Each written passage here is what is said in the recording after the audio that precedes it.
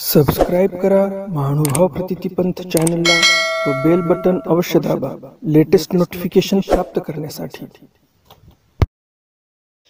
दंडवत प्रणाम। जय श्री कृष्ण। मी ईश्वरदास महानुभाव सर्वांचं स्वागत करतो आपल्या महानुभाव प्रतितीपंथ ह्या चॅनलमध्ये। लीळा चरित्रातील मागच्या सत्रामध्ये आपण सर्वज्ञ श्री चक्रधर स्वामींच्या 3 लीळा पाहिल्या। साळी वाहनाला स्वामींनी हठयोगाचं निरूपण केलं आणि चरण विहिऱ्याच्या ठिकाणी डकल्यांनी काय जास्तीचं काम करून ठेवलं आणि त्या संदर्भात काय शिक्षा पण केलं स्वामींनी, हेही आपण पाहिलं। आणि सुकर रोख हरणं, रानडुकराचा जो रोष होता, राग होता, ज्या रागाने तो स्वामीच्या अंगावर आला होता मारण्यासाठी, त्याचं कसं हरण केलं त्या रागाचं, हे आपण मागच्या सत्रामध्ये 3 लीळा पाहिल्या। आजच्या सत्रामध्ये आपण पाहणार आहोत अदंडीनाथाचं सामर्थ्य स्वामींनी कसं कथन केलं, कसं सांगितलं। कालच्या सत्रातील प्रश्न होता, डकल्यांनी असं कोणतं काम केलं होतं की त्यांना स्वामींनी शिक्षा पण केलं। ह्या प्रश्नाची उत्तरं खूप जणांनी दिलेली आहेत कमेंट बॉक्समध्ये। त्या सर्वांची नावं आपण या सत्राच्या शेवटी जाणून घेणारच आहोत। नेहमीच्या प्रमाणे तुम्हाला हा आजचा व्हिडिओ नक्कीच आवडणार आहे, कारण खूपच छान अशी लीळा अदंडीनाथाच्या संदर्भातली स्वामींनी इथं कथा सांगितलेली आहे, ती तुम्हाला नक्कीच आवडेल। त्यामुळे आताच लाईक करा। नवीन दर्शक कोणी आले असतील, त्यांनी अजून चॅनलला सबस्क्राईब केलं नसेल तर लगेच चॅनलला सबस्क्राईब करा, बेल बटन दाबा, त्यामध्ये ऑल ऑप्शन सिलेक्ट करा, म्हणजे मी स्वामींचं चरित्र अपलोड केलं की सर्वप्रथम नोटिफिकेशन तुम्हाला येत जाईल आणि सर्वप्रथम तुम्ही स्वामींच्या चरित्राचं श्रवण करू शकाल। तर जास्त उशीर न करता चला तर आज काही नवीन ज्ञानार्जन करूया। दंडवत हो। लीळा चरित्र पूर्वार्ध, लीळा क्रमांक 198। अदंडीनाथ सामृत्य कथन। अदंडीनाथाचं जे सामर्थ्य आहे त्या सामर्थ्याचं स्वामींनी कथन केलेलं आहे, सांगितलेलं आहे की त्यांच्या ठिकाणी कसं सामर्थ्य होतं। अदंडी का म्हणायचे त्यांना? दंडी म्हणजे त्यांच्या ठिकाणी खूप अहंकार होता आणि नंतर त्याचा झाला, म्हणजे ती दंडी निघून गेली। म्हणजे नाही, दंडी म्हणजे अहंकार।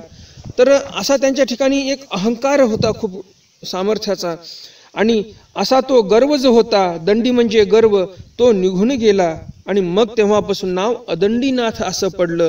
तर त्याचा गर्व कसा जातो, काय काय प्रसंग घडतात, हे सर्व स्वामी सविस्तर सांगतात। चरित्र खूप मोठं आहे, बरंच मोठं चरित्र आहे। 2-2.5 पानाचं चरित्र आहे, 3-3.5 पानाचं चरित्र आहे। त्यामुळे व्हिडिओ मोठा झाला म्हणून मध्ये सोडून जाऊ नका, शेवटपर्यंत ऐका। एवढं छान चरित्र आहे आणि स्वामींनी कथा सांगितली म्हणजे खूपच छान असणारच आहे, आणि त्यामुळे शेवटपर्यंत हे जे चरित्र आहे स्वामींचं हे ऐका। एकोदी गोसावी आसी उदयाचा पूजा सुरू झाला, मग गोसावी तया मळयासी विहरणा बीजे केले। स्वामींचा एके दिवशी सकाळी लवकर पूजापसर झाला आणि मग स्वामी विहरणासाठी मळ्याकडे गेले। तया मळयासी म्हणजे त्या मळ्याकडे। आता ते कोणता मळा आहे समोर येणारच आहे। तेथ आसन झाले, तिथे आसनस्थ झाले स्वामी त्या मळ्यामध्ये। मग सर्वज्ञ म्हणितले देखिला गा हा अदंडीनाथाचा मळा। मग स्वामी म्हणतात, देखिला गा हा अदंडीनाथाचा मळा, हा जो मळा आहे तो अदंडीनाथाचा मळा आहे। भगती जणी म्हणितले जी जी अदंडीनाथू म्हणजे काही। भक्तजनांना काही माहिती नव्हतं एवढंसं, आणि त्यामुळे भक्तजन म्हणतात अदंडीनाथ म्हणजे काही, अदंडीनाथ म्हणजे काय असते बरं, हे काय आहे प्रकार। सर्वज्ञ म्हणितले, स्वामी म्हणतात अदंडीनाथ ते नाथपंथीचे महात्मे, ते डाकरामासी गेले होते। अदंडीनाथ जे होते ते अदंडीनाथ नाथपंथीचे महात्मे होते। ते डाकरामासी गेले होते, डाकरामाला गेले होते। एकी वासना भिवेला गेले होते, एकी वासना भीमेला गेले होते, असे वासनाभेद पाठभेद आहेत। तेथ चौकी बैसले, त्या डाकरामाच्या मंदिराच्या चौकामध्ये बसले. हे डाकराम म्हणजे आंध्र प्रदेशामध्ये आहे. तो तेथीचेनी विद्यार्थी म्हणितले हे काही देव हो. तिथले जे विद्यार्थी होते, पूर्वीच्या काळामध्ये मंदिरातच शाळा भरायच्या आणि म्हणून त्या मंदिरामध्ये विद्यार्थी होते. इथे जे आपल्याला लक्षात येते की त्या मंदिरामध्ये विद्यार्थी होते, म्हणजे तिथे सर्व पठन पाठन अध्ययन अध्यापन सगळं चालायचं. हे काही देव हो. ते विद्यार्थी म्हणतात, देव हो हे काही. आमच्या देवासी नमस्कारू न करा ते काही. आमच्या देवाला तुम्ही नमस्कार केला नाही. ते काही बरं कशामुळे नाही केला नमस्कार? तो अदंडीनाथे म्हणितले तुमच्या देवासी आमचा नमस्कारू घेववेना. त्या मंदिरातले जे महादेवाची पिंड होती त्या संदर्भात अदंडीनाथ म्हणतात की तुमचा जो देव आहे म्हणजेच महादेव आहे, त्या महादेवाला आमचा नमस्कार घेववेना, म्हणजे घेता येणार नाही. त्यांच्यात एवढं सामर्थ्य नाही की ते आमचं दंडवत घेऊ शकतील. तो तेही म्हणितले कैसे नेघवे. विद्यार्थी म्हणतात असं कसं बोलता तुम्ही, आमच्या देवाकडे सामर्थ्य नाही. आमचा देव तो खूप मोठा आहे, महादेव आहे तो, आणि तो नक्कीच तुमचा दंडवत घेऊ शकेल. असं कसं बोलता तुम्ही की ते घेऊ शकणार नाही म्हणून? करा पा. विद्यार्थी म्हणतात करा दंडवत. तेही म्हणितले. अदंडीनाथ म्हणतात तुम्ही अवघेची मिळा. पूर्वीच्या काळातील लहान लेकरं पण बघा मोठ्या माणसाला शिकवायचे की तुम्ही देवाला नमस्कार का केला नाही. चरित्र अन्य देवतेचं आहे, अन्य देवताविषयी बोलणं चालू आहे, परंतु असे संस्कार आपल्याही मुलाच्या ठिकाणी पाहिजे. मोठा माणूस जर घरी आला आणि त्यानं जर देवाला दंडवत नाही केला आपल्या, तर लहान मुलानं म्हणावं की बाबा तुमचा दंडवत करायचा राहिलेला आहे, बाबा तुमची देवपूजा करायची राहिलेली आहे. असं काहीतरी संस्कार झाला पाहिजे मुलांवर. तर आपला समाज नक्कीच खूपच मोठा होईल, म्हणजेच संस्काराने मोठा होईल, आणि आपलं राष्ट्रही संस्काराने नक्कीच मोठं होईल. तर असे हे विद्यार्थी होते लहान मुलं की त्यांना म्हणतात तुम्ही नमस्कार का केला नाही देवाला. आणि त्यानंतर मग ते अदंडीनाथ म्हणतात ठीक आहे आम्ही करतो, तुम्ही सर्व मिळा, म्हणजे तुम्ही सर्व विद्यार्थी एका जागी जमा, मग आम्ही करू, म्हणजे तुमच्या सर्वांच्या समक्ष आम्ही तुमच्या देवाला नमस्कार करू. मग तुम्ही सर्वच बघा ते जे महादेव आहे तो आमचा नमस्कार घेऊ शकतो का.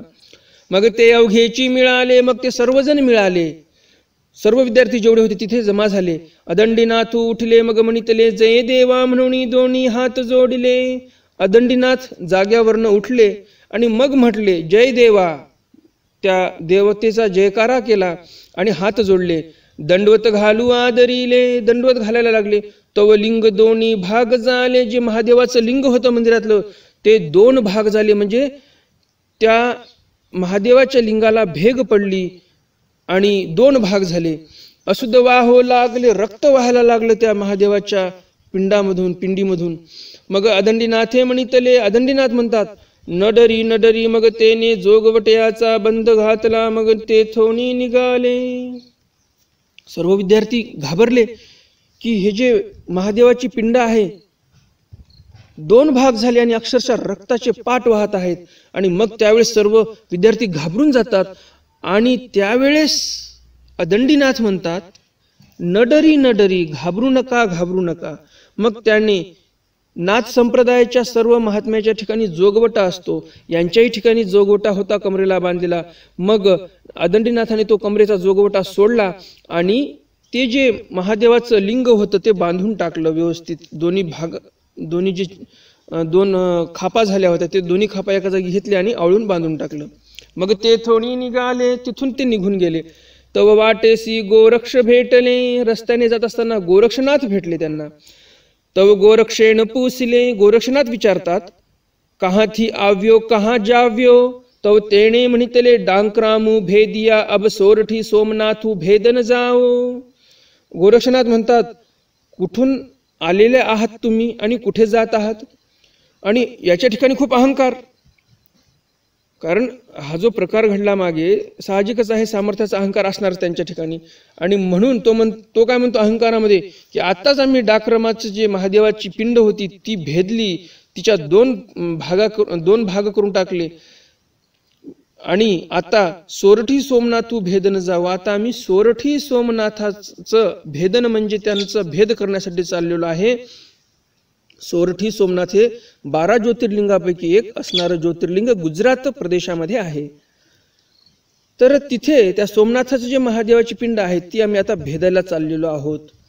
तो गोरक्षी म्हणितले, गोरक्षनाथ म्हणतात, आपुनाही भेदिया मग परू काही भेदेल. गोरक्षनाथ म्हणतात, अरे आपुनाही भेदिया, तू स्वतः अभेद्य झालेला नाहीस अजून, आणि परू काही भेदेल, अरे स्वतः अजून अभेद्य झाला नाही आणि चालला दुसऱ्याला भेदायला, हे काय बरोबर नाही. अदंडीनाथे म्हणितले, अदंडीनाथ म्हणतात, आपू काही भेदिला ऐसे कैसे नि जाणीजे. तर अदंडीनाथ प्रश्न करतात की कशावरनं जाणावं की शरीर अभेद्य झालं किंवा नाही. मग या प्रश्नावर गोरक्षनाथ म्हणतात, तव गोरखी म्हणितले, देहावरी खर्ग घालीजे आणि पाणी अंतून निघून जाये ऐसे जाये. गोरक्षनाथ म्हणतात की तलवार घेऊन ज्यावेळेस शरीरावर मारली त्यावेळेस पाण्यातून जशी तलवार निघून जाते तशी तलवार निघून जावी. त्याला म्हणतात की शरीर तुझं पक्क झालेलं आहे, तू आता अभेद्य झालेला आहेस. मग अदंडीनाथे म्हणितले, हो का, असं आहे का. देहावरी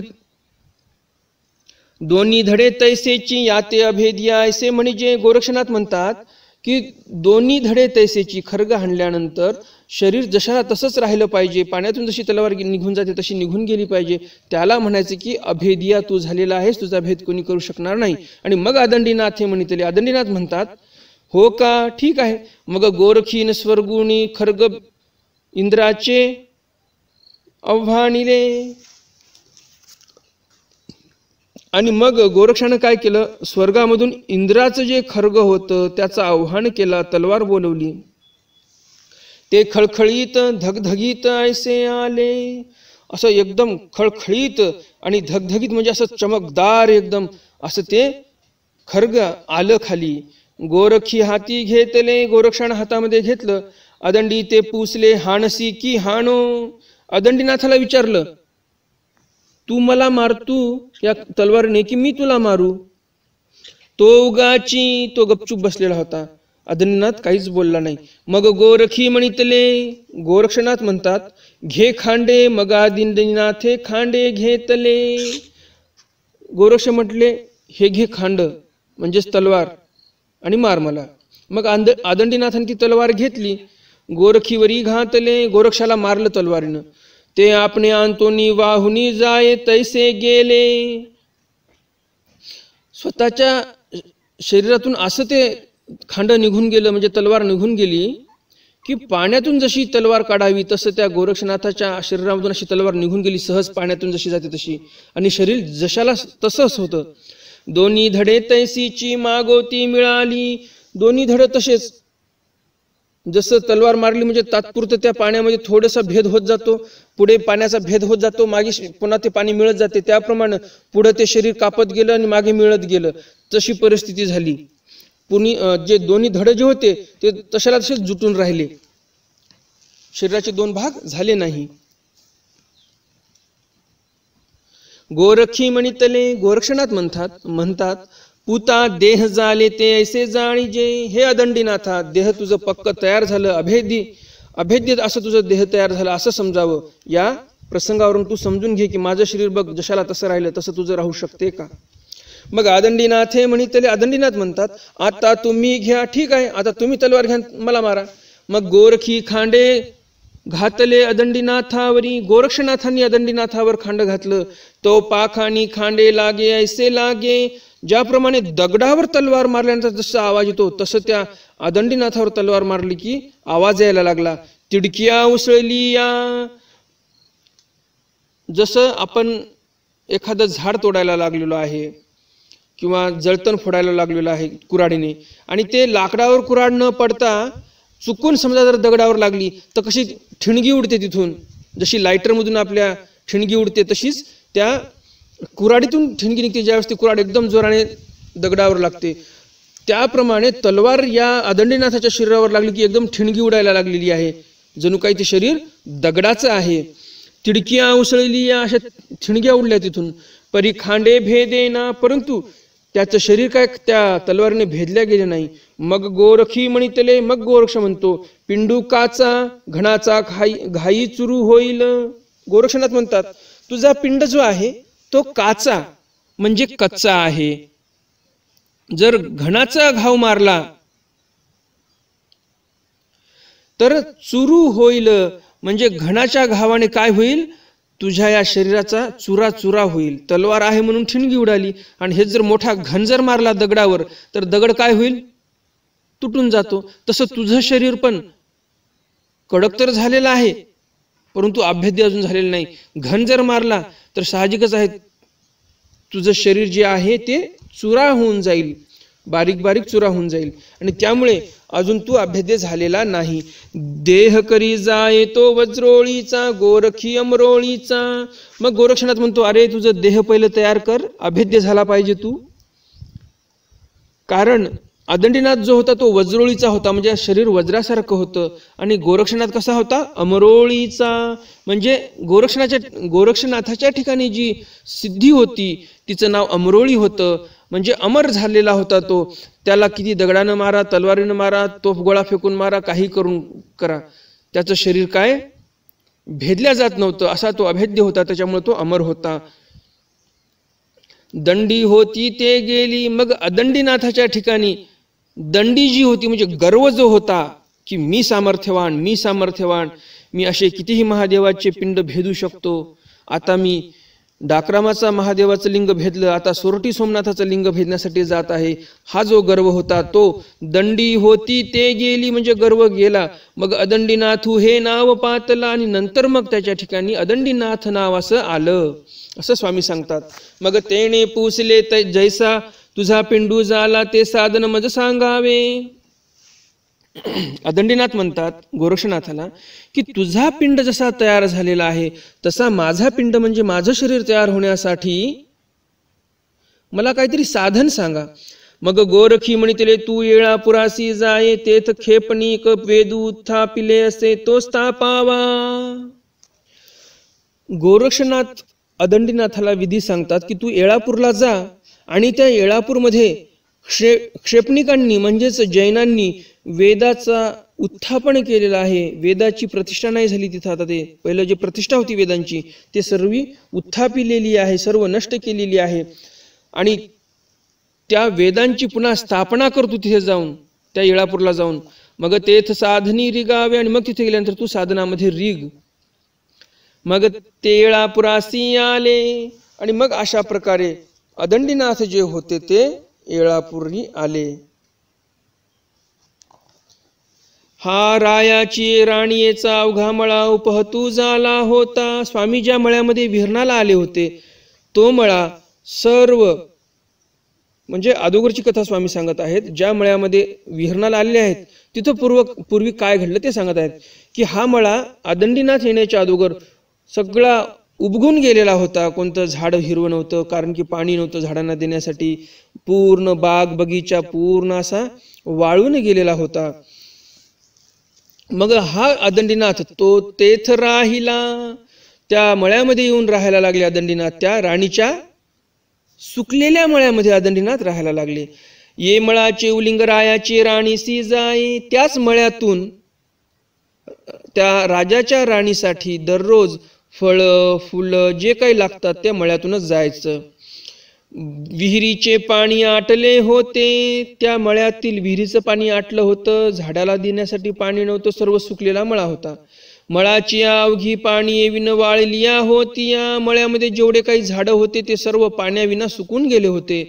ते पुरुष राहिले तिये देऊन अवकाळी अवघी सांसिनली. आणि अदंडीनाथ जसे त्या मळ्यामध्ये आले की लगेच ते जे मळा आहे तो बहरून आला. अवकाळी फळा फुलासी आलिया, विहिरी पाणी बोसंडिलिया. पाऊस पडला नाही, काही नाही, तरी पण झाडांना फळं लागायला लागले, फुलं लागायला लागले. विहिरी तुडुंब भरल्या, तुडुंब भरून वाहायला लागलेले आहेत. मळाचे उलिंग रायाची राणीसी जाये. आणि मग त्या मळ्यातलं उलिंग जे आहे फळ फूल सर्व रायाच्या राणीला जायला लागलं. तर रायाची राणी अशी माळिनी उलिंग घेऊन आली. ती जी माळीन होती ती माळीन त्या मळ्यातून सर्व उलिंग घेऊन म्हणजेच फळं फुलं जे काही आलंय त्या मळ्यामध्ये ते सर्व घेऊन राणीसाठी त्या राजमहालामध्ये जाते.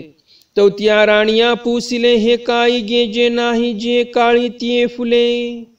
मग राणी म्हणते ज्या काळामध्ये जी फुलं येत नाहीत ते फुलं कसं काय आले. जे नाही जे काळी ते फळ कैची आणली. ज्या काळामध्ये जे फळ मिळत नाही ते फळ कसं काय आलं. त्या म्हणितले ना आई अवघी अवधी पाणी विन वाळलिया होती यावेळीचा आमच्या मळ्यासी पुरुष एक आले. मग माळीन जी आहे ती सांगते राणीला की राणी साहेब आपल्या मळ्यामध्ये सर्व पाण्याविना झाडं सुकून गेले होते, वेली सुकून गेल्या होत्या, ना फूल होतं ना फळ होतं. परंतु संध्याकाळच्या वेळेला आपल्या मळ्यामध्ये एक पुरुष आले. ते आले आणि ते देऊन अवकाळी अवघी अवधी फळी फुली सासीन नेलिया. अवकाळी म्हणजे ज्या काळामध्ये जो पदार्थ जे फूल जे फळ यायचं नाही त्या काळामध्ये ते सर्व फल फुलांनी झाड असे पूर्ण भरगच्च भरलेले आहेत. विहिरी तोंडे पाणी सांडू लागलिया. विहिरीला तर एक थेंब पाणी नव्हतं, एकदम रात्रीतूनच विहिरी पूर्ण भरल्या आणि विहिरीच्या बाहेर पाणी वाहायला लागलेलं आहे. ती देऊनी ऐसे होत असे. ते पुरुष आले त्या दिवशीपासून असंच चालू आहे. ना फळाची कमी आहे ना फुलाची कमी आहे, कशाचीच कमी नाही. राणीये म्हणितले तरी त्या पुरखाते ऐसे पुसगे जे रायाची राणी तुमच्या दर्शनासी येओ. आणि मग ती राणी म्हणते त्या माळिनीला की जा त्या पुरुषांना हे विचार की या राजाची राणी तुमच्या दर्शनाला येऊ इच्छिते. त्या म्हणितले हो का. माळीन म्हणते ठीक आहे विचारते त्या पुरुषांना मी. ते गेली. माळीन मळ्यामध्ये गेली त्या पुरुषाकडे म्हणजेच अदंडीनाथाकडे गेली. त्या ते पुसले रायाची राणी तुमच्या दर्शनासी येओ. मग त्या अदंडीनाथाला त्या माळिनीने विचारलं की राजाची राणी तुमच्या दर्शनाला येऊ इच्छिते.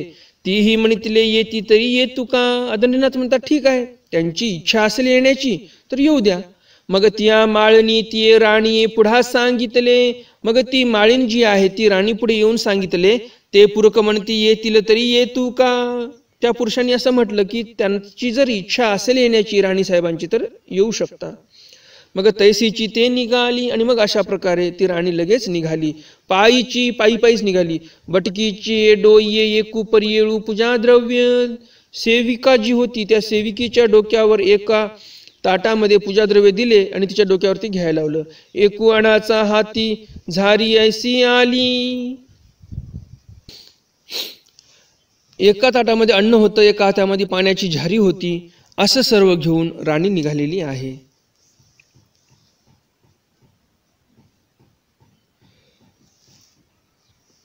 ऐसी आली त्याचे पाय धुतले. तिथे येऊन राणी पाय धुते. अदंडीनाथाची पूजा केली. अदंडीनाथाची पूजा केली. जेवू वाढिले. जेवायला वाढला अदंडीनाथाला. तांबोळ दिधले पानही दिलं. मग म्हणे मज उपदेशू द्यावा. मग राणी लगेच म्हणते मला तुमचा उपदेश पाहिजे, उपदेश द्या तुमचा. आणि अदंडीनाथ जे होते ते लगेच उपदेश देतात. दीधला उपदेश देऊन टाकला. मग बिढारासी निघाली ऐसे प्रतिदिनी करी. मग आपण जेवी आणि मग स्वतःच्या राजमहालामध्ये गेली राणी. अशी दररोज दर्शनाला यायची, त्यांना आरोगणा द्यायची, दर्शन घ्यायची. हे दररोजचा नियम ठरला राणीचा. ऐसे प्रतिदिनी करी मग आपण जेवी असा दररोजचा नियम घेतला आणि मग राजमहालामध्ये जाऊन ती स्वतः जेवण करायची.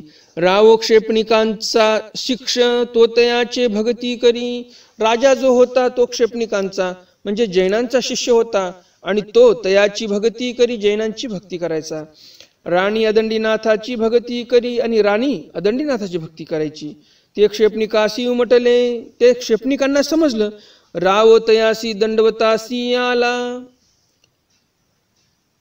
जो राजा होता तो राजा, त्या राजाचा गुरु जो क्षेपणिक होता त्या क्षेपणिकाजवळ राजा दंडोत करण्यासाठी गेला. तो क्षेपणिकी म्हणितले. तेव्हा क्षेपणिक म्हणतात राया तू आमची सेवा करीसी ते कपटे करीसी. राजाला सरळ ते क्षपणिक म्हणतात की राजा तू आमची जी सेवा करत आहेस ती सर्व कपटाने करत आहेस. राये म्हणितले ते काही. राजा म्हणतो असं कसं काय बरं बोलताय तुम्ही. ना तुझा ठाई दोन्ही भगती. क्षपणिक म्हणतात की तुमच्या ठिकाणी दोन भक्त्या आहेत. तुझी राणी येसी नाथपंथीच्या पुरखाची भक्ती आणि तुझा आमची भक्ती. तुझ्या राणीला नाथपंथीच्या पुरुषाची भक्ती आहे. तुझी राणी त्या नाथपंथीच्या आदंडीनाथाची भक्ती करते आणि तू आमची भक्ती करतो. तुझी राणी आणि खा पुरुषाची सेवा करी. तुझी राणी दुसऱ्या पुरुषाची सेवा करते. तू आमसी सेवा करीसी. तू आमची सेवा करतोस. क्षेपणिकी म्हणितले तुझी राणी मळा एका जोगी आले असती त्याच्या ठाया जाती असे. क्षेपणिक म्हणतात की हे राजा तुझी राणी मळ्यामध्ये जे क्षेपणिक आलेले आहेत, मळ्यामध्ये जो जोगी आलेला आहे त्या जोगियाची सेवा करते. तरी तू वारिसीना. तू काय त्या तुझ्या राणीला वारिसीना म्हणजे तू काय विरोध करत नाही की जाऊ नको म्हणून त्या आदंडीनाथाची सेवा करण्यासाठी सरळ जाऊ देतोस तू. तरी आ स्त्री पुरखाचा एकू धर्म व्हावा की. आणि मग क्षेपणिक म्हणतात की स्त्रीचा आणि पुरुषाचा धर्म हा एकच असायला पाहिजे असं ते क्षेपणिक म्हणतात. तवराय म्हणितले ते मी नेने. राजा म्हणतो असं मला काही माहीतच नाही. ते मी नेने मला माहिती नव्हतं हे. तैसाची राओ राणी येचिया घरासी गेला राणी. राये राणी येते पुसले. तसाच राजा जो होता तो राणीच्या घरी गेला आणि राणीला विचारतो तुम्ही म्हणे पुरखाच्या दर्शना जाते असा. तुम्ही कोण्या पुरुषाच्या दर्शनाला जातात म्हणे. राणीया म्हणितले. यावर राणी उत्तर देते जाता सोमा. हो जातो आम्ही त्यांच्या दर्शनाला. ना आमचे गुरु मळा असती. राणी म्हणते हो आमचे जे गुरुजी आहेत ते मळ्यामध्ये असतात. त्याच्या दर्शना जात असो. आपलाच मळा आहे, आपल्याच मळ्यामध्ये ते गुरुजी असतात आणि मी त्यांच्या दर्शनासाठी दररोज जात असते. तो राये म्हणितले. राजा म्हणतो तरी आता तेथ न वचावे. राजा म्हणतो आता आजपासून आत्तापासून तू तुझ्या गुरूंच्या दर्शनासाठी जायचं नाही. न वचे कैसी. राणी म्हणते का बरं का जाऊ नको. राजा म्हणतो तुम्हा आम्हा एकूची मार्गू व्हावा. राजा म्हणतो तुझा आणि माझा एकच मार्ग एकच भक्ती पाहिजे. तुम्ही त्याच्या ठाया न वचावे. तुम्ही त्यांच्या ठिकाणी जाऊ नका. ना न वचो कैसे. का बरं जाऊ नको असं पुन्हा राणी प्रश्न करते. आम्हा तयाच्या दर्शना गेल्या वांचुनी जेवण नाही आम्ही जाऊनची. राणी म्हणते मी व्रत घेतलेलं आहे गुरुजींच्या दर्शनाशिवाय मी अन्न घेणार नाही आणि त्यामुळे आम्ही दर्शनाला जाणार. तरी जाऊनी पहा पा. राजा म्हणतो असं आहे का जाऊन तर बघ तुला सांगतो मी असं राजा राणीला बोलतो. म्हणून दारवठिया पासवणी दोही सुरकणी मळावरी राऊत पाईक खेडे भाले असी माराव्या राहाविले. आणि म्हणून मग राजानं चांगली पाळत राणीवर ठेवणं चालू केली. राजानं काय केलं रस्त्याच्या दोन्ही बाजूने शिपाई उभे केले. खेडे भाले असी माराव्या. बर्छी भाले घेऊन असे सर्व शस्त्रनिशी तयार ठेवले की राणीला बाहेर जाऊ द्यायचं नाही. ठाई ठाई राखणे घातली. ठाई ठाई म्हणजे प्रत्येक ठिकाणी त्या रस्त्यामध्ये जे राखणाईत आहेत म्हणजे सैनिक आहेत ते ठेवले होते. चांगली निर्वडी केली. चांगली निर्वडी केली म्हणजे एकदम टाईट सिक्युरिटी केली की आता राणीला बाहेर जाता येऊ नये. तवत्या राणी या माळेनी हाती पुसो पाठविले. आता गुरुच्या दर्शनाला तर जायचं, जेवण घेता येत नाही त्यांच्याशिवाय, दर्शन घेतल्याशिवाय. तर मग राणीनं काय केलं, जी माळीण होती त्या माळिणीच्या तर्फे एक संदेश पाठवला गुरुजींना. म्हणावे आजी राय निर्वडी केली तरी माझं दर्शनासी येवो येईल. फक्त माझ्या गुरुजींना विचारा की राजाने आज माझ्यावर प्रतिबंध आणलेला आहे की मी आज दर्शनाला येऊ शकत नाही. खूप राखणाईत सैनिक ठेवलेले आहेत रस्त्यामध्ये, तर मी दर्शनाला आज येऊ शकते का एवढंच विचारा. ऐसे पुसावे. गेली त्या माळिनी पुरखा पुढे सांगितले. तीही म्हणितले येती तरी येऊ येईल. आदंडीनाथाला सर्व माळिनीने प्रकार सांगितला की राणीची तर इच्छा आहे येण्याची, परंतु राजाने खूप सैनिक ठेवलेत रस्त्यामध्ये, त्याच्यामुळे येता येत नाही. तर जर त्यांची यायची इच्छा आहे तर राणीला तुमच्या दर्शनाला येता येईल का, असा प्रश्न माळिनीने मळ्यामध्ये जाऊन आदंडीनाथाला विचारला. आदंडीनाथ म्हणतात, येती तरी येईल, त्यांची जर इच्छा असेल येण्याची तर येता येईल.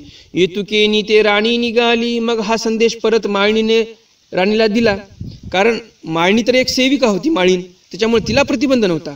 आणि असा संदेश राणीला भेटला की राणी लगेच निघाली दर्शनासाठी. बटकीचे डोये ताट हाती तांब कळसायसी निघाली. सेविकेच्या डोक्यावर ताट दिलं, तांब कळस घेतली आणि निघाली. दारोठ्यापाशी आली, दरवाजापाशी आली, तो दोही सुरकणी माराव्या राखणे राऊत पायी ठाई ठाई ठेविले असती. दरवाजापाशी आली राणी की राणीला दिसते की प्रत्येक ठिकाणी त्या महालामध्ये राजाने राखणाईत सैनिक ठेवलेले आहेत, राऊत आहेत, पाईक आहेत. तेही राणी येते देखिले. त्या सर्वांनी राणीला पाहिले येताना, आणि त्याची गतिमती क्षाळली. त्यांची गती म्हणजे त्यांचा विचार होता अडवण्याचा, परंतु त्यांना चालताच येत नव्हतं. मती म्हणजे बुद्धी क्षाळली, म्हणजे बोलता येत नव्हतं, काय करावं. वाचा खिळली, तोंड बंद झालेलं आहे. मतीमध्ये विचार करण्याची क्षमता राहिली नाही. मतीही क्षाळली, वाचा म्हणजे तोंडातून शब्द फुटत नव्हता, तेही खिळली म्हणजे वाचा गप्प बसवली. तसं आपण म्हणतो तुझी काय वाचा बसली का, त्याप्रमाणे इथे सर्वांची वाचा बसलेली आहे. हाती येर उचलती ना. कितीही प्रयत्न केला हत्यार काढण्याचा, परंतु हत्यार उचलता येत नव्हतं. ते ठकले ऐसे राहिले, जणू काही त्यांना कोणी ठकवलं असे होऊन राहिले. सर्व समजायला तिला राणी जात आहे, डोळ्याने पाहत आहेत, परंतु ना बोलता येते, ना चालता येते, ना शस्त्र काढता येते, ना उजारता येते शस्त्र, काहीच नाही. ती त्यावरणी गेली. सर्वांच्या समोरून राणी निघून गेली. दर्शन घेतले, त्याचे पाय धुतले, पूजा केली, जेवू वाढले, तांबोळ दिले, मग मागोती आली. नेहमीच्या प्रमाणे जाऊन तिने दर्शन घेतलं, तांबोळ दिलं, जेवण दिलं, सगळं व्यवस्थित झालं. आणि मग परत आपल्या ठिकाणी ती आली. मग राये पुसले, आजी तुम्ही त्या पुरखाच्या दर्शनासी नवचतीची ते काही, नवचाची ते काही. राजा म्हणतो, का हो राणीसाहेब, आज तर तुम्ही गेलेच नाही तुमच्या गुरुजींच्या दर्शनाला. राजाला वाटते मी एवढी इथे सेना उभी केलेली आहे रस्त्याने, काय जाते राणी ही. आणि म्हणून राजा कॉन्फिडन्सने म्हणतो, का हो राणीसाहेब, आज तुम्ही गेले नाही तुमच्या गुरुजींच्या दर्शनाला. तो तेही म्हणितले. राणी म्हणते, गेलो होतो हा आम्ही गेलो होतो, ते हे नव्हे आताची आलो, आता नेमकंच आलो आम्ही गुरुजींचं दर्शन घेऊन. मा कैसे गेले ती. राजा म्हणतो, एवढे सैनिक ठेवलेत मी, तुम्ही कसे गेलात बरं. तेही म्हणितले, हा नव्हे अमुका अमुके ठाई असे. मग राजाला ओळखण पटावी की राणी जी आहे ते खरंच गेली होती, ही ओळखण पटावी म्हणून राणी जी आहे ते सर्व ओळखण सांगते की अमक्या ठिकाणी अमका सैनिक आहे, अमक्या ठिकाणी अमका माणूस ठेवलेला आहे, तुम्ही अमक्या ठिकाणी अमका विशिष्ट हत्यार घेऊन कसा माणूस ठेवलेला आहे, सर्व सांगते. ऐसे अवघे सांगितले. मग राये राखणाईत होते ते बोलावू पाठविले. मग राजाने सर्व त्या राखणाईतांना सैनिकांना बोलवलं. मग त्यासी कोपला, सर्वांवर कोपला राजा, रागवलं. हा रे, हे गेली तर तुम्ही उगेची राहिले ती. का रे, मी तुम्हाला इथे राखणाईत म्हणून ठेवलं, राणी ज्यावेळेस जात होती त्यावेळेस तुम्ही अडवलं का नाही, गप्प का बसलात तुम्ही. नाराया आम्ही जाता देखली, येता देखली, आमची वाचा खिळली. सैनिक म्हणतात, राजे हो, राणी साहेब आम्ही जाताना पण पाहिली, येताना पण पाहिली, परंतु आमची वाचा खिळून गेली होती, वाचा बसली. गतिमती क्षाळली, गतिमती पण क्षाळून गेली. हाती येरवर ते उचलतीना, हत्यार पण काढण्याचा प्रयत्न केला आम्ही यांना भीती घालण्यासाठी, परंतु हत्यार पण आम्हाला उचलता नाही आले. एक म्हणती देखो परी आम्हा काही करवेना, एक म्हणायची की आम्ही त्यांना पाहिलं परंतु आम्हाला काही करताच आलं नाही. ठकले ऐसे राहिलो, जणू काही आम्ही डोळे उघडे ठेवून ठकल्या गेलो असं आम्हाला वाटायला लागलं. मग रायासी आश्चर्य झाले. मग राजाला आश्चर्य वाटलं. राये म्हणितले पुरुष सामान्य नव्हती. राजाला वाटलं राणीचे गुरुजी काही सामान्य नाहीत. मग राय क्षेपणिका पुढे सांगितले. मग राजाने सर्व जे काही प्रकार घडला तो प्रकार राजाने क्षेपणिकांपुढे सांगितला, म्हणजेच त्यांच्या गुरुसमोर सांगितला की आमची जी राणी आहे, आमच्या राणीला आम्ही असं असं केलं, सैनिक ठेवले पाळतीवर जाऊ नये म्हणून, तरी पण आमची राणी गेली, सैनिकांची अशी अशी परिस्थिती होऊन गेली.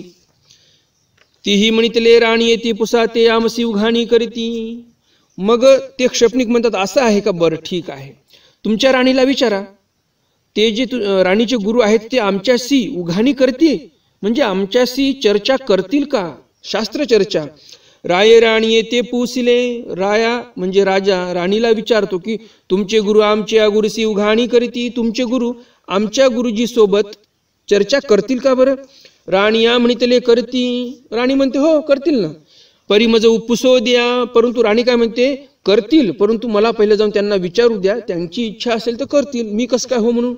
मग राणी ये पुसिले तेही म्हणितले हो करुणी. मग राणी जाऊन गुरुजींना नमस्कार करते, विचारते की असा असा चर्चा करण्याचा विचार आहे आमच्या राजांच्या गुरूंचा तुमच्या सोबत.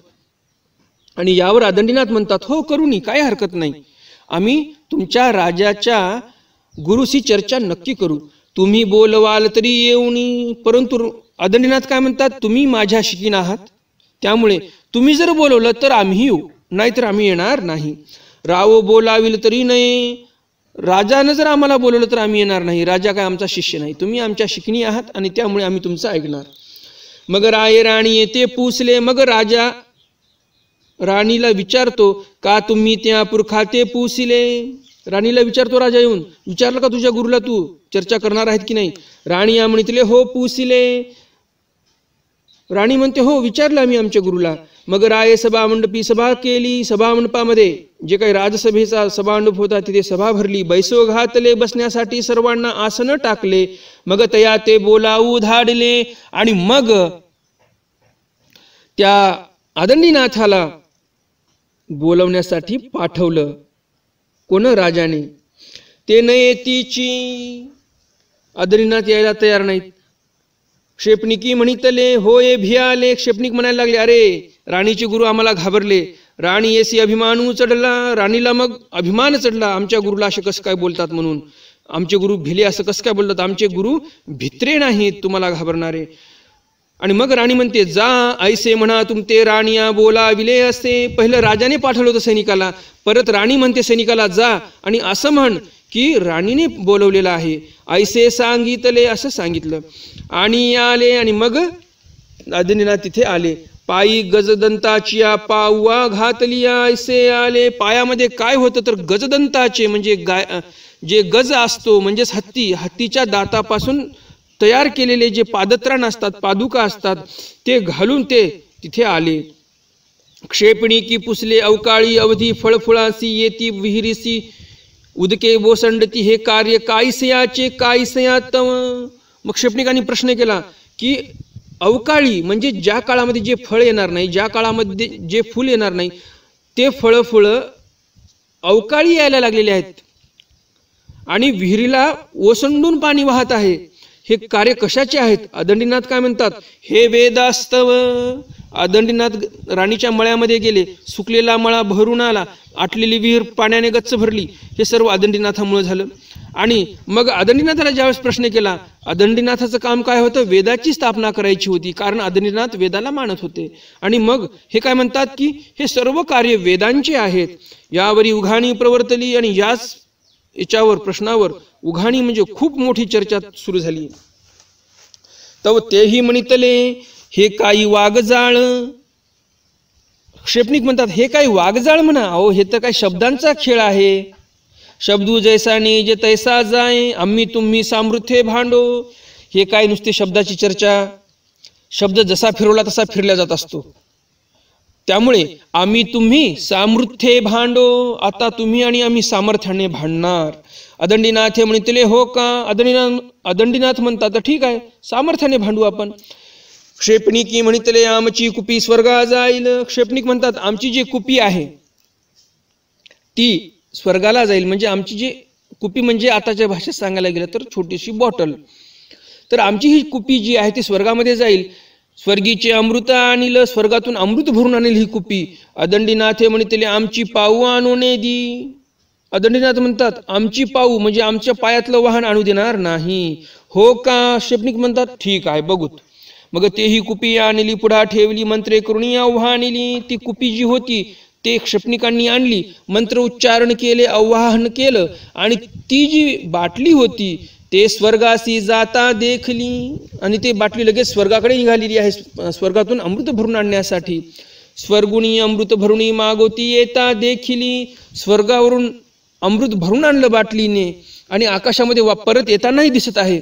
आणि तेही डावी पाऊनी पाऊ काढिली. आणि मग अदंडीनाथाने डाव्या पायातील पादुका काढली गजदंताची, पुढे ठेवली. आव्हानिली मंत्र म्हटले, भिडी भिडी म्हणून प्रहरिली. आणि अदंडीनाथाने काय केलं तर भिड भिड असा शब्द उच्चारण केला. म्हणजे काय तर त्या बाटली सोबत जाऊन भिड आता, आणि म्हणून प्रहरिली. आणि म्हणून त्या जे गजदंताची पादुका होती तिला प्रहरली, म्हणजे तिला जायला सांगितलं. हे पाऊ चालली, पायातील जे गजदंताची पादुका होती ती चालली. मध्ये भेटी झाली, आकाशमार्गेच भेट झाली. जाऊ ती एसी ठस ठस करुणी लागली. आणि अशी वेगाने गेली ती पादुका, आणि इतक्या जोरात त्यांची टक्कर झाली, अशी ठस ठस करून लागली. ते पाऊवा कुपी फोडली, ते कुपी सर्व त्या पादुकेने फोडून टाकली. ते तिन्ही कोरे झाली, त्या बाटलीचे 3 कोर झाले. वरिले कोर उपरकुंडी एसी पडले. जे वरिले कोर होतं त्या बाटलीचं ते उपरकुंडाशी पडलं. मधले कोर ते चरणविहिरा पडिले. मधलं जे कोर होते चरणविहिरला पडलं. खालील कोर शिवाळा पडिले. आणि एकदम खालचं जे कोर होतं ते शिवाळ्यात पडलं. हे शिवालय म्हणजेच घृष्णेश्वराचं मंदिर महादेवाचं, तिथे पडलं असं बोलतात. ती तिन्ही तीर्थे झाली, असे 3 तीर्थ झाले. सर्वज्ञे म्हणितले स्वामी म्हणतात, भटाचार्या मागा दंडीनाथे वेदू प्रतिष्ठीला अंक. भटाचार्याच्या माघारे अदंडीनाथांनी वेदाची प्रतिष्ठा केली असं स्वामी इथे सांगतात. हे असं एक सामर्थ्याची कथा स्वामींनी इथे सांगितलेली आहे. नक्कीच तुम्हाला ही कथा आवडली असेल. अजून जर व्हिडिओला लाईक केलं नाही तर लगेच व्हिडिओला लाईक करा. नवीन दर्शक कोणी आले असतील त्यांनी चॅनलला अजून सबस्क्राईब केलं नसेल तर लगेच चॅनलला सबस्क्राईब करा, बेल बटन दाबा आणि ऑल ऑप्शन सिलेक्ट करा. म्हणजे स्वामींचे चरित्र अपलोड केलं की सर्वप्रथम तुम्हाला नोटिफिकेशन येत जाईल आणि सर्वप्रथम तुम्ही स्वामींचे चरित्र ऐकू शकाल. आता आपण सर्वजण ज्यांची वाट बघत होतो, ज्यांनी उत्तर दिले, त्यांचे आपण नाव माहिती करून घेणार आहोत. कालचा प्रश्न होता, डखल्यांनी कालच्या चरित्रामध्ये काय केलं चरणविहिरामध्ये जाऊन. तर तिथे डखल्यांनी ते चरणविहिरा जो होता तो उपसला. ज्याप्रमाणे आज आपण पाहिलं की इथे त्या बाटलीचा एक कोर पडलेला होता अमृताचा, आणि म्हणून ते एक तीर्थ तयार झालेलं होतं. आणि त्या तीर्थाचा अंत जो आहे तो डखल्यांनी पाहिलेला आहे. आणि ह्या उपरांत स्वामी त्यांना शिक्षा पण करतात की हे जे असे तीर्थ असतात त्यांचा अंत पाहू नये. तर हे उत्तर देणारे बरेच आपले दर्शक आहेत.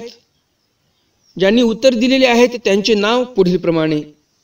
वैभवजी तडस यांनी बरोबर उत्तर दिलेलं आहे. भरतजी खरबे, ईशाधिष्ठित श्री पुरुषोत्तम मुनी महानुभाव यांनीही बरोबर उत्तर दिलेलं आहे.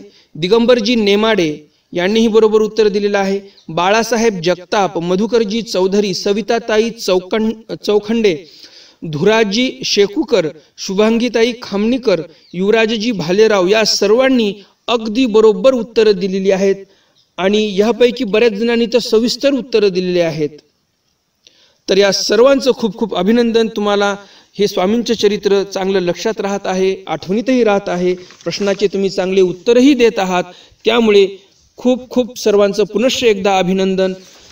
आपण उद्याच्या सत्रामध्ये नवीन स्वामींचं एक चरित्र श्रवण करणार आहोत, अध्ययन करणार आहोत. तर तोपर्यंत सर्वांना दंडवत प्रणाम. जय श्रीकृष्ण. असेच लक्ष देऊन चरित्र ऐका. यामध्ये तुम्हाला खूप गोमट होणार आहे, कारण तुमचा वेळ जो आहे तो स्वामींच्या लेखी लागणार आहे, तुमचा वेळ सत्कारणी लागणार आहे. भेटूया उद्याच्या सत्रामध्ये स्वामींच्या एका नवीन चरित्रासह. तोपर्यंत दंडवत प्रणाम. जय श्रीकृष्ण. दंडवत हो.